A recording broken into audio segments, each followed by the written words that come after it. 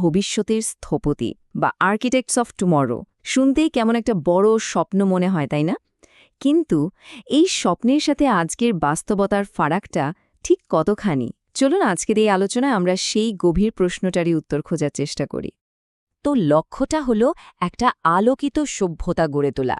এটা নিঃসন্দেহে একটা বিশাল মহৎ একটা লক্ষ্য। কিন্তু ঠিক এই মহৎ লক্ষ্যের দিকে তাকালেই একটা খুব কঠিন প্রশ্ন সামনে চলে আসে।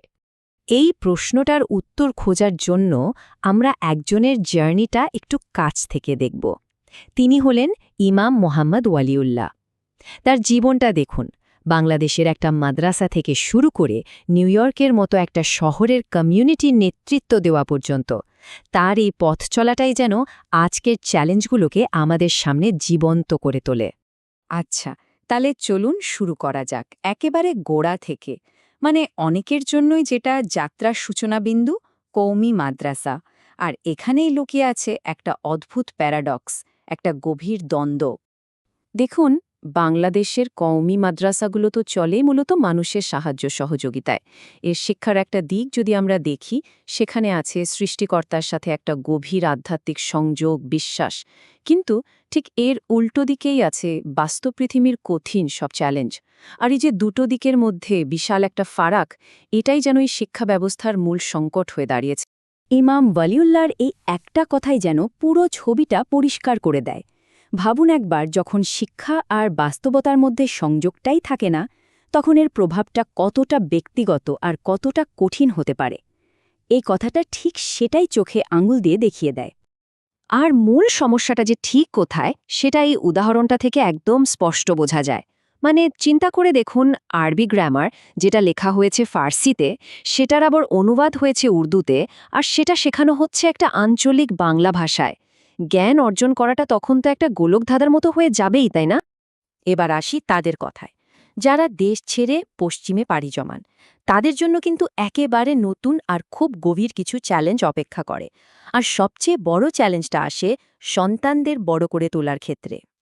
একটু ভাবার চেষ্টা করুন, একটা শিশু একই সাথে চারটা ভিন্ন জগতে বড় হচ্ছে। একদিকে তার বাড়ি, যেখানে সে শিখছে পারিবারিক মূল্যবোধ, অন্যদিকে স্কুল, যেখানে পাচ্ছে সেকুলার শিক্ষা।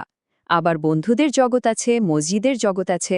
এই প্রত্যেকটা জগৎ তাকে ভিন্ন ভিন্ন জিনিস শেখাচ্ছে, আর প্রায়ই এই শিক্ষাগুলো একটা আরেকটার সাথে সাংঘর্ষিক। এর ফলে কি হয়? তাদের আত্মপরিচয় নিয়ে একটা গভীর সংকট তৈরি হতে পারে। আর এই পরিস্থিতিটা, এটা কিন্তু শুধু একটা সামাজিক প্রশ্ন তৈরি করে না, বরং এর ভেতর থেকে জন্ম নেয় একটা গভীর ধর্মতাত্ত্বিক প্রশ্ন।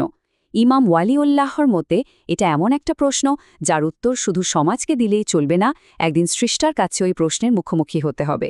কুরআনের এই আয়াতটি শুনলেই যেন ওই সিদ্ধান্তের আধ্যাত্মিক ভারটা ঠিক কতটা তা স্পষ্ট হয়ে ওঠে। এখানে প্রশ্নটা হলো, নিজের বিশ্বাসকে রক্ষা করার জন্য হিজরত করার বা দেশ ত্যাগ করার পথ কি খোলা ছিল না? তো এত সব প্যারাডক্স আর চ্যালেঞ্জের মুখে দাঁড়িয়ে ইমাম ওয়ালিউল্লাহ কিন্তু একটা সমাধানের পথও দেখিয়েছেন।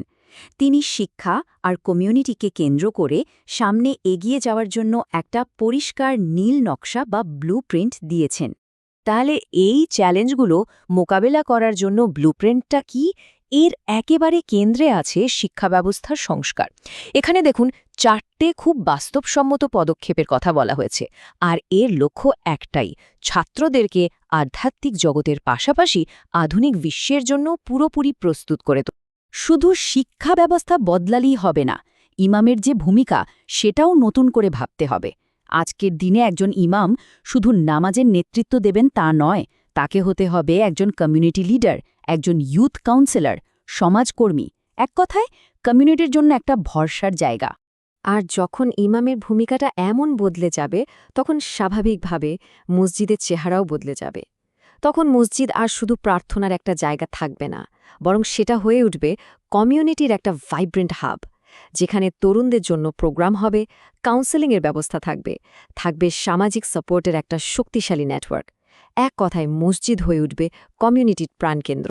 তাহলে আমরা আবার সেই শুরুর জায়গাতেই ফিরে এলাম, সেই আলোকিত ভবিষ্যতের স্বপ্ন। কিন্তু এবার আমাদের হাতে শুধু স্বপ্নটা নেই, বরং এই স্বপ্নকে বাস্তবায়ন করার পথে কি কি চ্যালেঞ্জ আছে তার একটা গভীর ধারণা আছে, আর সেই সাথে আছে সামনে এগিয়ে যাওয়ার একটা সম্ভাব্য পথও। এই প্রতীক বা লোগোটা দেখুন, এটাই যেন পুরো লক্ষ্যের একটা সারসংক্ষেপ। একদিকে যেমন আছে ন্যায় বিচার, স্বাধীনতা আর সমৃদ্ধির কথা, তেমনি এর ভিত্তি হিসেবে আছে গভীর বিশ্বাস। দুটোকে একসাথে মিলিয়ে আলোকিত সভ্যতার দিকে এগিয়ে যাওয়ার স্বপ্ন। তো পরিবর্তনের একটা নীল নকশা আমাদের সামনে আছে, একটা পথ নির্দেশিকাও আছে, কিন্তু শেষ পর্যন্ত একটা বড় প্রশ্ন কিন্তু থেকেই যায়। ঐতিহ্য আর আধুনিকতা কি সত্যি হাত ধরাধরি করে এই ভবিষ্যৎ গড়তে পারবে, নাকি সময়ের সাথে সাথে একটা আর একটাকে গ্রাস করে ফেলবে? এই প্রশ্নের উত্তর সেটা হয়তো আমাদের দিয়ে যেতে হবে না। এর উত্তর লেখার দায়িত্বটা আসলে সেই ভবিষ্যতের স্থপতিদের হাতেই ছেড়ে দেওয়া ভালো।